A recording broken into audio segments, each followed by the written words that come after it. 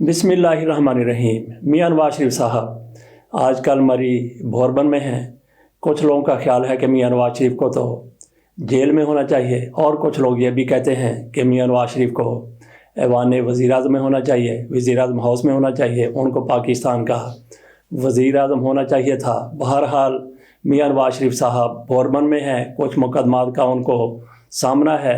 कहा जाता है कि मियां नवाज शरीफ साहब ने अदलिया के सामने सरेंडर कर दिया है। क्या ऐसा ही हुआ है? कुछ लोग ये भी कहते हैं कि अदालतों ने मियां नवाज शरीफ साहब के सामने सरेंडर किया है। बहरहाल हम बात करते हैं भोरबन की।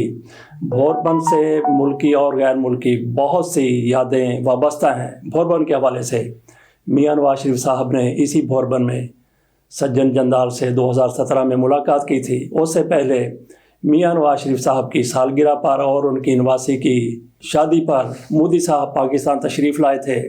उन्होंने मियां नवाज शरीफ साहब को उनकी सालगिरह पर मुबारकबाद दी थी और मियां नवाज शरीफ साहब की नवासी की शादी में शिरकत की थी।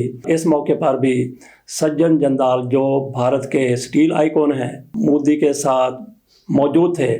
और उसके बाद फिर 2017 में उन्होंने मियां नवाज शरीफ साहब से भोरबन में मुलाकात की।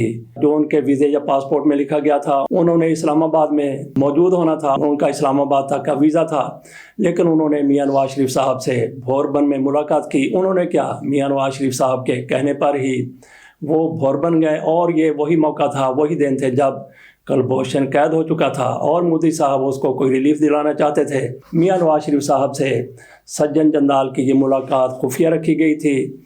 वज़ारत ख़ारजा के किसी भी एहलकार को इसका इल्म नहीं, इल्म तो होगा, लेकिन वहाँ पे कोई एहलकार, कोई अफसर मौजूद नहीं था।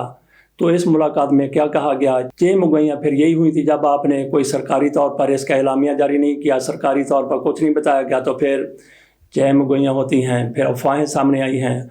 उन दिनों ये चेमुगोइयाँ हो रही थी कि मियां नवाज शरीफ साहब से मोदी साहब की तरफ से कहा गया है कि कुलभूषण के हवाले से कोई थोड़ा सा हाथ हौला रखें, कोई नरम रवैया इख्तियार करें। तो मियां नवाज शरीफ साहब की तरफ से ये मशवरा दिया गया कि ये सारा कुछ मेरे बस में, मेरे इख्तियार में नहीं है।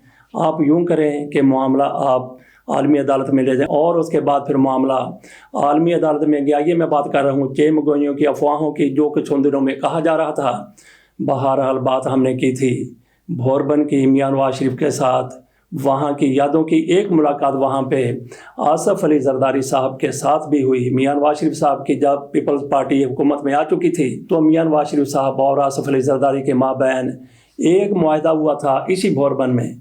उस मुआहदे में ये कहा गया था कि जस्टिस इफ्तिखार मोहम्मद चौधरी को बहाल करना है। तो दोनों ने इस पर इत्तफाक किया था। पीपल्स पार्टी के लोग मौजूद थे, मुस्लिम लीग नून की भी आला क़यादत वहाँ पे मौजूद थी।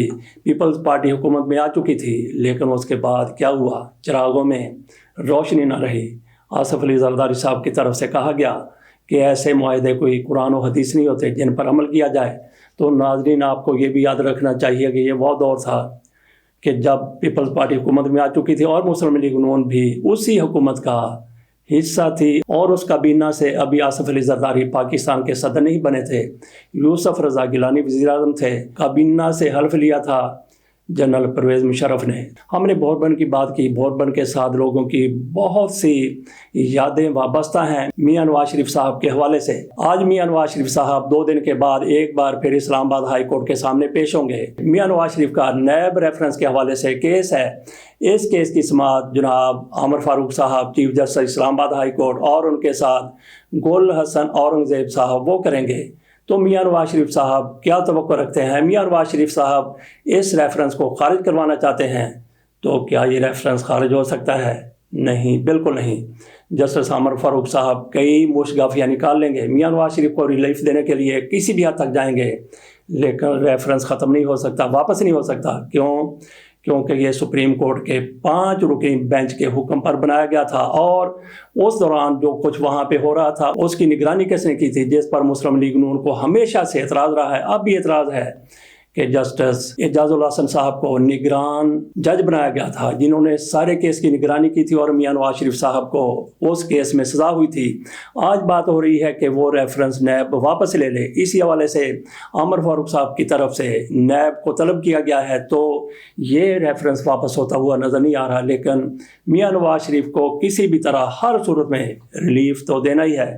تو میاں نواز شریف صاحب کی سنا گیا ہے کہ یہ خواہش ہے کہ مجھے آپ نے بری تو کرنا ہی ہے، مجھے ریلیف تو دینا ہی ہے، مجھے آپ نے چھوڑنا تو ہے ہی۔ تو اس کے ساتھ ساتھ یہ بھی لکھ دیا جائے کہ میاں نواز شریف صاحب صادق اور امین ہیں، بری بھی کر دیے گئے ہیں، صادق اور امین بھی ہیں۔ تو گویا آج میاں نواز شریف صاحب کو صادق اور امین کا سرٹیفکیٹ ملنے کا بھی امکان ہے۔ ہم نے امکان کی بات کی ہے، جسٹس عمر فاروق صاحب کس حد تک جاتے ہیں اس کا تھوڑا سا انتظار کرنا پڑے گا۔ آج ہی تھوڑی دیر کے بعد یہ کیس ایک بار پھر اسلام آباد ہائی کورٹ میں لگ رہا ہے۔ صدر عارف علوی صاحب کی طرف سے ایک بیان دیا گیا ہے، بڑا بیان دیا گیا ہے، بہت بڑا بیان، بہت ہی بڑا بیان۔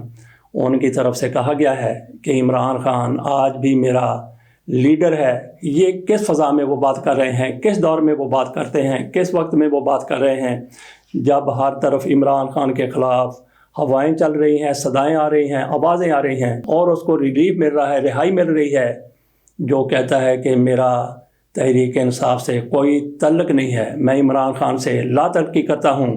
ایسی لا تعلقی کی فضا میں، ہوا میں اگر کوئی یہ بندہ کہتا ہے کہ میں عمران خان کے ساتھ ہوں، عمران خان میرا لیڈر ہے، اس سے پھر آپ اس کی جرأت رندانہ کا اندازہ کر سکتے ہیں۔ صدر علوی کی طرف سے کہا گیا ہے کہ اگر میں صدر پاکستان نہ ہوتا تو میں بھی آج جیل میں بیٹھا ہوتا۔ ان کی طرف سے بالکل درست کہا گیا ہے۔ مزید بھی ان کی طرف سے جو کچھ کہا گیا وہ آپ کے سامنے رکھتے ہیں۔ وہ کہتے ہیں جنوری میں انتخابات کا یقین نہیں ہے، عمران خان آج میرا لیڈر ہے، اس وقت ایوان صدر میں نہ ہوتا تو میں بھی جیل میں ہوتا۔ مزید وہ کہتے ہیں حج پر نہ گیا ہوتا تو الیکشن ایکٹ 2017 میں ہونے والی ترمیم پر دستخط نہ کرتا۔ قاضی فائسہ کے خلاف ریفرنس وزیر اعظم ہاؤس سے آیا، بعد میں عمران نے کہا کہ وہ ریفرنس نہیں بھیجنا چاہتے تھے۔ نواز شریف کے پاس عمران خان سمیت تمام جماعتوں کو ساتھ لے کر چلنے کا بیانیہ آگے بڑھانے کا اچھا موقع ہے جو انہیں عوام نے دیا ہے۔ انتخابات کا معاملہ عدلیہ میں ہے، اچھا فیصلہ آئے گا۔ صدر علوی صاحب کی طرف سے اور بھی کئی باتیں کی گئی ہیں۔ صدر علوی کی طرح کئی اور لوگوں نے بھی کہا کہ ہم عمران خان کے ساتھ ہیں، ہم تحریک انصاف میں تھے، ہیں اور رہیں گے۔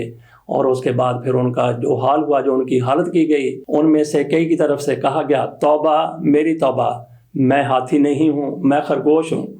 تو صدر علوی صاحب نے جیسا کہ اب کہا ہے کہ عمران خان آج بھی میرا لیڈر ہے، تو اس بات پر صدر علوی صاحب کب تک قائم رہتے ہیں، ایوان صدر میں موجودگی تک یا اس کے بعد تک بھی یہ دیکھنے والی بات ہے۔ ویسے مجھے یہ لگتا ہے کہ صدر علوی صاحب ان 2-3 لوگوں میں شامل ہیں جو عمران خان کا آخری حد تک ساتھ دیں گے، جیسا کہ چودھری پرویز الہی ہیں، جیسا کہ شاہ محمود قریشی ہیں۔ بظاہر تو یہی نظر آتا ہے، باقی اللہ تعالیٰ بہتر جانتا ہے کہ کسی کے دل میں کیا ہے، کون کس کا کتنا وفادار ہے۔ اجازت دیجیے، اللہ حافظ۔